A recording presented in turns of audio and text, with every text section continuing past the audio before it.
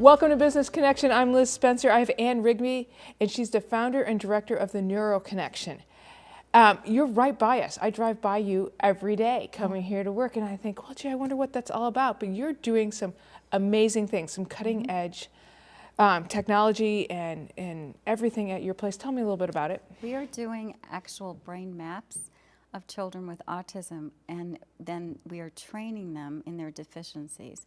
So autism is a syndrome kind of inflammation. And what happens during development is the brain fails to form neural pathways that it would normally for language, for eye contact and social understanding and interpreting social cues, for being able to shift attention and focus in a way that's useful. And so that you get an array of symptoms that are problematic. And we are able to actually see where in the brain that those symptoms are at and why, because we use certain brain mapping techniques that are able to look at those neural pathways and see how they're formed.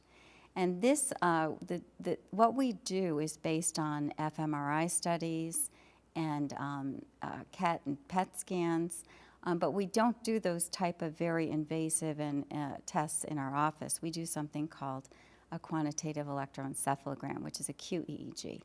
So it's a very easy test to do. It's non-invasive, and we place a cap on a child's head, and we're looking to see with our analysis and the databases we use how the child is functioning. And from that, you're able to create something that's going to help maybe redirect those neuron pathways, if I got my tech terms right? Yes. What we actually do is we're able to see how the brain is functioning and why those symptoms are present. And we're able to describe those in the maps. And we take the values from the maps and we input those into the computer so that the child can train and improve the brain, almost like weightlifting, and in a session, in a neurofeedback session. So over time, neurofeedback actually operantly conditions the brain to improve those neural pathways and increase the brain's ability to communicate with itself. And you're doing this kind of in a fun way, like through watching a video game or a movie, so the child is really not, besides maybe wearing the cap, not kind of clued into what you're doing. Right. The child, when they're actually doing the sessions, only has a couple of electrodes measuring brainwave activity on their head that's fed into the EEG and then into the computer. The only thing they know is that the movie is either playing or fading, or the game is actually moving or not. It's primarily an unconscious process, and they don't even have to be that engaged. They just have to sit still and watch. So it's not like they have to do any kind of exercises like they would if they were into tutoring or something like that. Well, how neat is that? And major results for you? Well, we're very fortunate because we work with this researcher and we use his model. We're very strict about how we do the neurofeedback.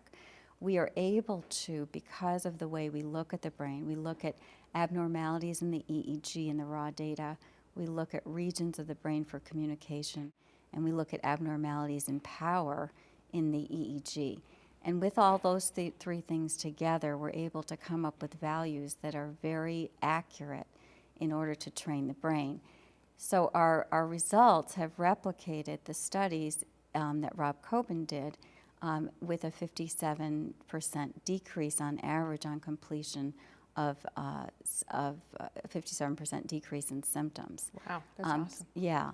So a typical client may get anywhere from 20 to